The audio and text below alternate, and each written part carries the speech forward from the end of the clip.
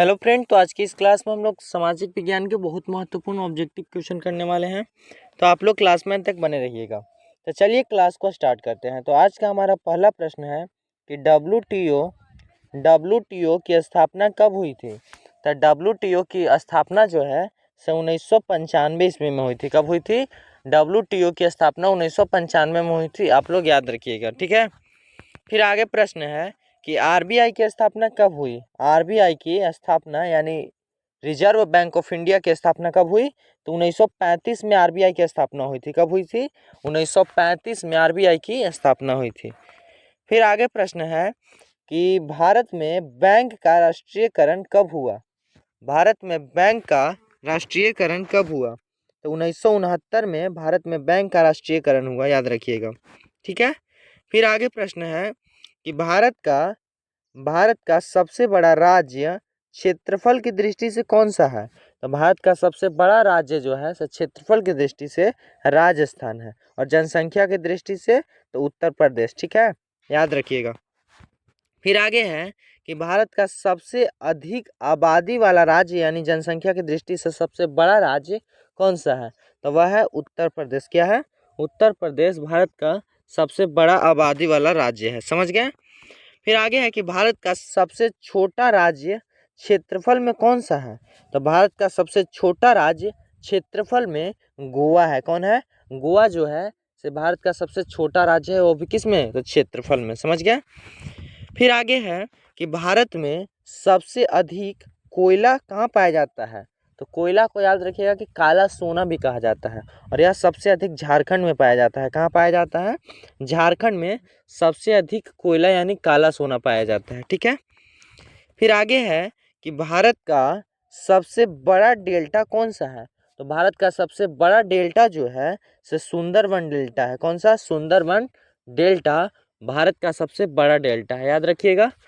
फिर आगे प्रश्न है कि भारत में रेल सेवा कब शुरू हुई। तो भारत में रेल सेवा जो है सन 1853 ईस्वी से शुरू हुई थी। कब से? 1853 ईस्वी से, याद रखिएगा, कोई दिक्कत है?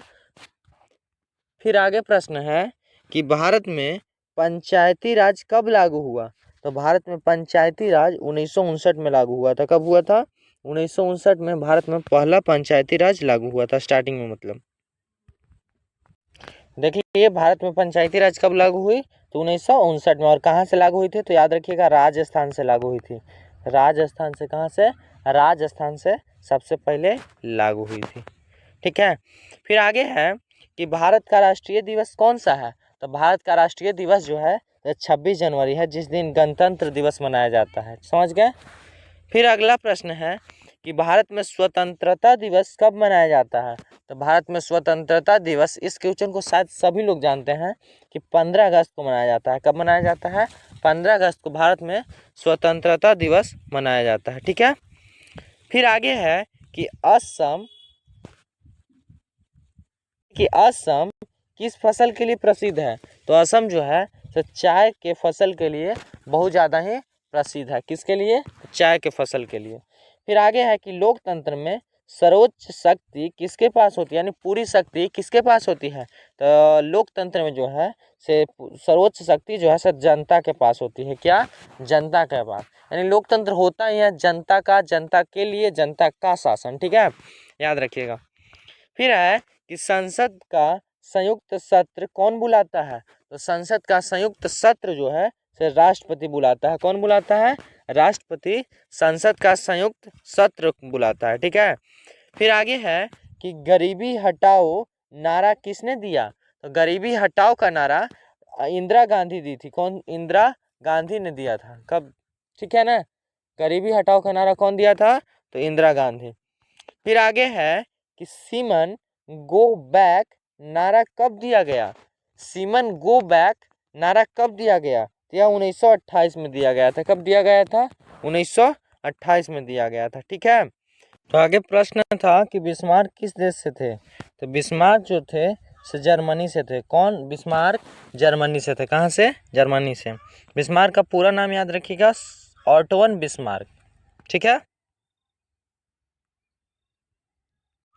फिर आगे है कि दिल्ली किस नदी के किनारे बसा हुआ है। तो दिल्ली जो है यमुना के किनारे बसा हुआ है। किस नदी? यमुना किनारे, याद रखिएगा। फिर आगे है कि जन गण मन पहली बार कहाँ गाया गया। तो जन गण मन जो है तो पहली बार कोलकाता अधिवेशन में 1911 में गाया गया था। ठीक है, कोलकाता अधिवेशन में। फिर आगे प्रश्न है कि भारत में सबसे लंबा बंदरगाह कौन सा है। तो भारत में सबसे लंबा बंदरगाह मुंबई बंदरगाह है। कौन? मुंबई बंदरगाह भारत में सबसे लंबा बंदरगाह है। ठीक है ना। फिर आगे है कि थार मरुस्थल किस राज्य में है। तो थार मरुस्थल राजस्थान में है। किस राज्य में? थार मरुस्थल राजस्थान में है। फिर आगे है कि भारत में सबसे अधिक लौह अयस्क कहाँ मिलता है। तो भारत में सबसे अधिक लौह अयस्क जो है सो उड़ीसा में मिलता है। कहाँ मिलता है? उड़ीसा में सबसे अधिक लौह अयस्क मिलता है। ठीक है। फिर आगे है कि भारत का सबसे ऊंचा जल प्रपात कौन सा है। भारत का सबसे ऊंचा जल प्रपात कौन सा है। तो जोग फॉल्स। कौन? जोग फॉल्स भारत का सबसे ऊंचा जल प्रपात है। फिर है कि कायदे आजम किसे कहा जाता है। तो कायदे आजम जो है सो मोहम्मद अली जिन्ना को कहा जाता है। किसको? मोहम्मद अली जिन्ना को कायदे आजम कहा जाता है। ठीक है। फिर आगे है कि बंगाल विभाजन कब हुआ था। तो बंगाल विभाजन 1905 ईस्वी में हुआ था। कब हुआ था? 1905 ईस्वी में बंगाल विभाजन हुआ था। ठीक है। फिर आगे है कि कांग्रेस की स्थापना कब हुई। तो कांग्रेस की स्थापना 1885 ईस्वी में हुई थी। कब हुई थी? 1885 ईस्वी में कांग्रेस की स्थापना हुई थी। ठीक है। फिर आगे है कि आरटीआई कानून कब लागू हुआ। तो आरटीआई कानून 2005 ईस्वी में लागू हुआ। कब? 2005 ईस्वी में आरटीआई कानून लागू हुआ। ठीक है। फिर आगे है कि चुनाव आयोग का गठन किस वर्ष हुआ। तो चुनाव आयोग का गठन 1950 ईस्वी में हुआ। कब हुआ? 1950 में। ठीक है।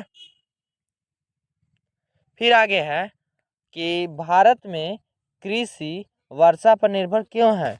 तो भारत में कृषि वर्षा पर निर्भर है क्योंकि सिंचाई जो है से मुख्य रूप से मानसून पर आधारित होती है। किस पर? मानसून पर। तो इसका आंसर है क्योंकि सिंचाई का मुख्य स्रोत मानसून है। चलिए इस क्लास को यहीं पर बंद करते हैं। मिलते हैं अब अगले क्लास में। तब तक ले जय हिंद, जय भारत।